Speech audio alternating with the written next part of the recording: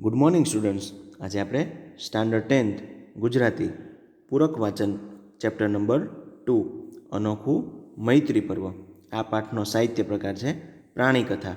તો વિદ્યાર્થીઓ, આજે આપણે આ પાઠના પાઠ નંબર 2 વિશે અભ્યાસ કરવાનો છે. તો પહેલા પાઠની અંદર લેખિકા હિમાંશી શેલર દ્વારા એક માણસ અને પ્રાણીઓ પ્રત્યે જે પ્રકારની મૈત્રી હોય એ મૈત્રીનું આપણી સામે વર્ણન કરેલું. તો એમાં 5 દેશી બિલાડીઓ અને બીજી 3 નવી બિલાડીઓ એના ઘરની અંદર જ્યારે મહેમાન બની અને આવે છે, તો એ બિલાડીઓ અને આ દેશી બિલાડીઓ બંને મળી અને ઘરની અંદર જે બિલાડીઓનો સમૂહ જે કેવી રીતે વસવાટ કરતો હોય અને પ્રાણીઓ અને મનુષ્ય વચ્ચે કેવી આત્મીયતા બંધાયેલી હોય, તો એ બાબત પ્રત્યે આપણે અગાઉ પાઠ નંબર 1ની અંદર જોયેલું. હવે આપણે પાઠ નંબર 2 વિશે અભ્યાસ કરીશું. આ પછી તો રોજ સાંજે ઘેર આવતા મને પાંખો ફૂટતી.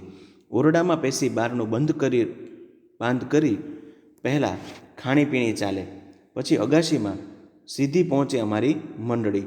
નારંગી ઉજાસમાં કાળા રેશમી આકાર ઉછળતા કૂદતા મસ્તીએ ચડે. અગાશીમાં એક તરફ નાળિયેરીના પાન ઝળુંબે. થિયોડોર અને એ પાનને વળગી સમતુલાના ભાતના ખેલ દેખાડી ચકિત કરી દેતો અમને. મેબલ અને રાશેલ બનાવટી શિકારી રમતો રમે. નાના અમથા પાન કે ઠળિયા પાછળ દોડીને ગાંડા થાય. અંધારાથી આખી અગાશી ચસોચસ ભરાઈ જાય. તોય હું નીચે જવાનું નામ લેતી નહીં. કયા ખૂણામાં કોની આંખોનું રત્ન એનું અનુમાન બાંધતી બેસી રહેતી. કોઈ ખૂણે સ્થિર ઝળહળતી કે ક્યારેક તીર ઝડપે ભાગતી તણખાશી આંખો શાહેદી પૂરે એ ત્રણેયની હાજરીની. બાકી તો કાળામાં કાળું. તો વિદ્યાર્થીઓ, અહીંયા આ બિલાડીઓ ઉપરના રૂમની અંદર વસવાટ કરતી હોય, લેખિકાના રૂમની પાસે. તો બાજુમાં અગાશીની અંદર જ્યારે રમવા જાય ત્યારે ઓરડાની અંદરથી જ્યારે એ રમવા જાય ત્યારે અગાશીની અંદર જે નારંગી ઉજાસમાં કાળા રેશમી આકારના જે ઉછળતા કૂદતા એ બચ્ચાઓ જ્યારે રમતે ચડ્યા હોય અને એક તરફ અગાશીની અંદર નાળિયેરીના પાન છે એ ઝળુંબતા હોય, તો થિયોડોર એ પાનને વળગી અને ભાતના ખેલ બતાવતો હોય અને મેબલ અને રાશેલ છે એ બંને બનાવટી શિકાર જાણે રમતા હોય, એકાબીજા સાથે શિકાર રમતા હોય એવી રીતે એ રમતા હોય. આમ એ દોડીને જ્યારે ગાંડા બનતા હોય એવા ખેલ લેખિકા છે એ જોતી હોય અને નીચે ઉતરવાનું એ નામ લેતી નથી. અંધારું થઈ જાય ત્યારે પણ આ ત્રણેય બચ્ચાઓની આંખો જ અંધારાની અંદર ચમકતી હોય. એ બાબતને લઈને જ એ અનુમાન લગાવે કે આ બચ્ચાઓ અગાશીમાં કઈ જગ્યાએ રમે છે. તો આવી રીતે ત્રણેય બચ્ચાઓ અને લેખિકા અગાશીની અંદર આવી રીતે સાંજનો સમય છે વિતાવતા. એમને ખવડાવવાનું કામ સહેલું નહોતું. કેટલા લાડ અને માનપાન મળે પછી ખાવા બેસે. ખાવામાં કશી ઉતાવળ નહીં, આરામથી જમે. મોટી રકાબીની આસપાસ લીલોતરીની વચ્ચે એ શામાં એવી તો ખૂબસૂરત દેખાય કે નજર હટે નહીં. અહીંયા શામાં એટલે કે કાળા રંગની જે બિલાડી છે એની માટે વપરાયેલો શબ્દ. આમે મેબલનો વિકાસ સૌથી સરસ રહ્યો હતો. ઝડપથી વજન વધતું હતું. પાછલા પગ લગીર ઊંચા, લચકદાર, મોહક ચાલ, અણિયાળા કાનની ટોચ લાલાશ પડતી બદામી, લાંબી છેડેથી વળાંકવાળી પૂંછડી અને પેટ આગળ રૂંવાટી એવી ભરપૂર કે બેસે ત્યારે જમીનને અડતી લાગે. એનું કદ જ પ્રભાવક. 2 હાથ ઉપાડીએ ત્યારે માંડ સરખી ઉપડે. ખભા પર પગ ટેકવી છોકરા પેઠે એને તેડવી પડે. કાળા દીપડા જેવી એ બારી નજીક બેસી તડકો ખાતી હોય. તો અહીંયા બિલાડીઓ છે એની રમતો અને એના વિકાસ વિશે લેખકે માહિતી આપી છે કે અહીંયા મેબલ છે એનો વિકાસ છે એ સૌથી વધારે સરસ થયેલો. એમનું વજન પણ સારું એવું વધેલું અને પાછળના પગ છે એ થોડાક ઊંચા અને લચકદાર અને મોહક એની ચાલ અને અણિયાળા કાનની ટોચ છે એકદમ લાલાશ પડતી બદામી. અહીંયા એવો એનો વિકાસ થયેલો કે કોઈ બાળકને જ્યારે એને તેડતા હોય એવી રીતે એને ઉચકવી પડે. તો આમ અહીંયા લેખિકા પોતે પાળેલા જે બચ્ચાઓ છે એના વિકાસ અંગે માહિતી આપે છે. આ ત્રણેય ચતુર ચોપગા એમના નામ સાંભળી કૂતરાની જેમ જ દોડતા આવતા. અમારા એક મિત્ર આ સાંભળી ખડખડ હસ્યા. જુઓ ભાઈ, કેટ ઇઝ અ કેટ. નામથી દોડતું આવે એવું પ્રાણી બિલાડી હોઈ જ ન શકે. અહીંયા ત્રણેય બિલાડીઓ જ્યારે નામ સાંભળી અને કૂતરાની જેમ દોડતા આવતા, ત્યારે આ લેખિકાના મિત્ર છે એ આ વાત સાંભળી અને ખડખડાટ હસતા કે જુઓ ભાઈ, બિલાડી તો બિલાડી કહેવાય. એ એવું પ્રાણી છે કે એની મોજ પ્રમાણે એ વર્તતું હોય. કૂતરાની જેમ એ બોલાવી એટલે તરત જ દોડીને આવી જાય, એવું બિલાડીમાં તો ન જ હોઈ શકે. મને ખબર તો ખરી જ કે બિલાડી એક મનસ્વી પ્રાણી છે. એને ખવડાવીને કે કાળજીથી રાખીને પણ એની સ્વતંત્રતા ખરીદી શકાતી નથી. મૂળ તો એની પ્રકૃતિ જ મને પસંદ પડી ગઈ છે. આવી સ્વતંત્રતાથી પ્રેરાયેલી આ ત્રિપુટી મારી બૂમે ન આવે તો ભોંઠા પડવાનો વારો અવશ્ય આવે, છતાં મેં હિંમતથી થિયોડોરને બોલાવ્યો. બીજી જ બૂમે એ દોડતો ને ધસમસતો અમે જે ઓરડામાં હતા ત્યાં આવીને ઊભો. અમારા મિત્ર સ્તબ્ધ અને અમે ખુશખુશાલ. અહીંયા લેખિકાના મિત્રને એવી જે ધારણા હતી એનો લેખિકાને પણ ખ્યાલ હતો કે બિલાડી એક સ્વતંત્ર પ્રાણી છે, સ્વતંત્ર પ્રકૃતિ ધરાવતું છે. એને ગમે એટલું સાચવો પણ એની સ્વતંત્રતા આપણે છીનવી શકતા નથી. પણ છતાંય એમણે હિંમત કરી અને થિયોડોરને બૂમ પાડી, અને બીજી જ બૂમે જે રૂમની અંદર આ લોકો બેઠેલા હતા ત્યાં થિયોડોર તરત જ ત્યાં આવીને ઊભો રહી જાય છે. અને અમે તો ખુશખુશાલ થઈ જઈએ અને એ મિત્ર છે એકદમ નવાઈ પામે છે. એ ઘટના અવિસ્મરણીય છે અને તે આ સિયામીઝ બિલ્લીઓ અને અમારી દેશી બિલાડીઓનો પરિચય વિધિ. અમને ચિંતા તો હતી જ કે આ બધા એકસાથે કેવી રીતે રહેશે અને બધું શી રીતે સચવાશે. વળી ત્રણેય એવા તોફાની હતા કે એમને સતત ઉપર રાખવાનું અશક્ય બનતું જતું હતું, અને બિલાડી જેવા ચંચળ પ્રાણીને એ રીતે રાખી પણ ન શકાય. શી તરકીબ અજમાવી એ સૂઝતું નહોતું. એવામાં એક દિવસ આ અકસ્માત સર્જાઈ ગયો. કશાક તાકીદના કામ નિમિત્તે મારે ધડધડાટ દાદર ઉતરી નીચે આવવાનું થયું, અને મારી પાછળ પાછળ આ ત્રણેય બહાદુરો ઝડપભેર નીચે આવવા લાગ્યા. અહીંયા લેખિકાને એવી ચિંતા હતી કે આ દેશી બિલાડીઓ અને આ જે સિયામીઝ બિલ્લીઓ એ બંને એકસાથે કેવી રીતે પોતાને સ્વીકારશે. બંને એકબીજા સામસામા આવશે ત્યારે એ લોકો કેવું વર્તન કરશે, આ બાબત અંગે અમે ચિંતિત હતા. એકાએક લેખિકાને પોતાના રૂમની અંદરથી ફટાફટ નીચે આવવાનું થાય ત્યારે આ ત્રણેય જે બિલાડીના બચ્ચાઓ છે એ ઝડપભેર એની પાછળ પાછળ નીચે આવે છે. મારા જેટલી જ નહીં, મારાથી વધુ ઝડપે સવારનો સમય.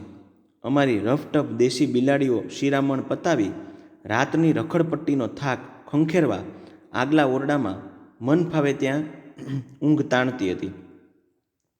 અમારા ઘરમાં એક બાબતનું સુખ, ઊંઘતી બિલાડીઓને કોઈ જગાડે નહીં. સોફા પર, ખાટલા પર, ખુરશીમાં, ગાલીચા પર કે પગલૂછણિયા પર, જ્યાં ગમે ત્યાં ઘોરણ બોલાવી શકાય. અમારા શ્વાસ તો અદ્ધર થઈ ગયા. હૃદય ધબકતું બંધ થઈ ગયું હોય તેવો સન્નાટો. હમણાં કોઈ જાગશે, અબઘડી મહાયુદ્ધ આરંભશે. બીકમાં વ્યાકુળ અમે તો ત્રિપુટીને ગમે તે રીતે ઝડપીને ઉપર લઈ જવાની પેરવીમાં હતા. પણ થિયોડોર ક્યાં? મેબલ રાશેલ તો રસોડામાં દેખાયા, પણ આવો આ ક્યાં ગયો? બે બાંકડા અમે આગલા ઓરડામાં પહોંચ્યા. ભલા ભગવાન, એ તો આગળ જ પેલી ઢગલો બિલાડીઓ જોઈને ત્યાં જ એમની ઠેઠ પાસે પહોંચેલો. એને ગંધ આવી જ ગઈ કે અહીં તો અપનેવાલા છે. ભય અને આશંકામાં અમે ફફડી રહ્યા. અહીંયા લેખિકાની જે 5 બિલાડીઓ હતી એનો વૃંદ છે એ તો પગલૂછણિયા ઉપર, સોફા ઉપર કે ગમે ત્યાં અસ્તવ્યસ્ત પોતાની રીતે પોતાનો થાક છે એ ઓગાળતા હોય અને ઊંઘતા હોય. અને અમારા ઘરમાં એવો નિયમ કે ઊંઘતી બિલાડીઓને કોઈ જગાડે નહીં. આ પેલી ત્રણેય બિલાડીઓ લેખકની પાછળ પાછળ આવેલી, એમાં 2 બિલાડીઓ તો રસોડાની અંદર હતી, પણ આ થિયોડોર છે એ દેખાયો નહીં. એટલે લેખિકાને શંકા ગઈ. એટલે આગળના રૂમની અંદર જ્યાં જાય ત્યાં તો એ ઓલી બિલાડીઓની સામે ઊભેલો હોય, પણ એને એવું લાગ્યું કે આ તો અપનેવાલા, એટલે આ તો આપણી જ કુળની બિલાડીઓ. એટલે એ એની સામે જોઈ અને ઊભો રહી જાય. અને અમે જોયું કે એક આહલાદક રોમાંચક દ્રશ્ય જેની સ્મૃતિ માત્રથી આજે પ્રસન્નતાની એક લહેર ઉઠે છે. થિયોડોર ખુરશી પર 2 પગ રાખી ધીમા અવાજે એની ખાસ ભાષામાં ટીકાને કંઈક કહી રહ્યો છે. ટીકો એની નાની ઊંઘરેટી આંખે બગાસું ખાતા ખાતા એની વાત સમજવા મથી રહ્યો છે. ટીકો અમારો જરા ગામડિયો એટલે થિયોડોરની બંબૈયા ઢબવાળી અભિવ્યક્તિથી થોડો ડઘાયેલો લાગે છે. કદાચ ભાષાની થોડી મુશ્કેલી પડી હોય, પણ ફિકરનું કોઈ કારણ નથી. કોઈના ચહેરા તંગ નથી, કોઈ મૂછોને વળ નથી ચડાવતું, કોઈ પૂંછડીને પટકાવીને યુદ્ધની ઘોષણા કરવાના મૂડમાં નથી. ટીકો એનું લાંબુ કદ સંકોરતો આળસ મરડીને ઊભો થાય છે અને અમારા પરમ આશ્ચર્ય વચ્ચે થિયોડોર કૂદીને ગાદી પર ટીકા અને નાનીની વચ્ચે બેસી જાય છે. પળ બે પળમાં તો મેબલ અને રાશેલ ત્યાં આવી પહોંચે છે.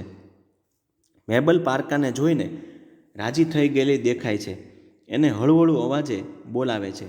લઘુતા ગ્રંથિથી પીડાતો પારકો આવી જાજરમાન મેબલને જોઈ જરા સંકોચાય છે, પણ પછી મેબલનું મળતાવડું વલણ જોઈ હિંમત ભેગી કરે છે. રાશેલ શરમાળ છે એટલે આટલી બધી માર્જર વસ્તી જોઈ થોડી ડરે છે. પછી તો એનો ખચકાટ પણ જતો રહે છે. તો અહીંયા ધીમે ધીમે કરતાં બધી જ બિલાડીઓ એકાબીજા સાથે પોતાની આગવી ભાષાની અંદર વાતચીત કરી અને એકાબીજાની સાથે ભળવાનો પ્રયત્ન કરે છે. અને લેખિકાને જે બીક હતી કે આ યુદ્ધનો પ્રારંભ થશે, પણ એવું કશું બન્યું નહીં. તો 5 બિલાડીઓ, દેશી બિલાડીઓનું વૃંદ અને આ 3 જે બિલાડીઓ છે એ બધા વચ્ચે જ્યારે સામ્યતા, બધા વચ્ચે જ્યારે મિત્રતા સર્જાય છે, એ દૃશ્ય લેખિકા જ્યારે જુએ છે ત્યારે એની જે ચિંતા હોય એકદમ દૂર થઈ જાય છે. ઘડી પછી તો આગલા ઓરડામાં જ પકડદાવની ધમાચકડીમાં બધા પરોવાય છે. પડદા પરથી નખ ભેરવી સડસડાટ ઉપર પહોંચવાની સ્પર્ધા ચાલે છે. ટેબલ નીચે સંતા કુકડીની મોજ માણે છે 8 અમને હાશ થાય છે. આટલા સહજ સરળ ભાવે આ બધા પરસ્પરને સ્વીકારી લેશે એવું જાણતા હોત તો પણ અમે એવું ક્યાંથી જાણીએ? અમારો અનુભવ મનુષ્ય જાતિનોય ખરો ને પાછો. અહીંયા લેખિકા છે એ 8 બિલાડીઓ જ્યારે પકડદાવની ધમાચકડીની રમતમાં જ્યારે પરોવાય છે અને પડદા પરથી નખ ભેરવી અને સડસડાટ ઉપર પહોંચવાની જ્યારે સ્પર્ધા ચાલે છે અને ટેબલ ઉપરથી નીચે સંતા કુકડીની જ્યારે મોજ માણે છે, ત્યારે લેખિકાને હાશ થાય છે. લેખિકાએ તો આવું વિચાર્યું જ નહોતું કે બંને વૃંદ છે એ આવી રીતે એકાબીજા સાથે ભળી જશે. અને લેખિકા એવું કહે છે કે અમારો અનુભવ તો જરા મનુષ્ય જાતિનો પાછો ખરો ને. આમ અહીંયા લેખિકાએ મનુષ્ય જાતિ પ્રત્યે કટાક્ષ કર્યો છે કે જાણે અજાણ્યા માણસો પણ એકાબીજા સાથે મળે ત્યારે એ પણ આટલી આત્મીયતાથી એકાબીજા સાથે વર્તતા નથી. તો લેખિકાએ અહીંયા મનુષ્ય જાતિ પર કટાક્ષ કરી અને આ પ્રાણીઓ પશુઓની જાતિઓ છે એ પણ એકબીજા સાથે કેટલી આત્મીયતાથી વર્તે છે એ અહીંયા દર્શાવ્યું છે. અમારા આંગણામાં આવા દ્રશ્યો રોજ રોજ સર્જાવા લાગ્યા. કુંડાઓની અડખે પડખે કે ક્યારામાં આ સ્ફૂર્તિલા મિત્રો એમની આગવી રમતો શોધી નિજાનંદમાં રમમાણ હોય. સવારનો મનભાવન તડકો એમની સાફ ચમકતી રૂંવાટીને સ્પર્શતો હોય અને પ્રકૃતિ કે જીવન પરત્વેનો વિસ્મય ભાવ કે મુગ્ધતા જળવાઈ રહ્યા હોય એવા કોઈ રાહદારીની નજર અમારા તરફ પડી જાય કે બસ કુતૂહલ અને પ્રશંસાથી એ જરૂર પૂછી લે, આ બધી બિલાડીઓ તમારી? અને પૂરા સંતોષથી અને આનંદ કંપતા અવાજમાં જવાબ આપીએ કે બધી અમારી.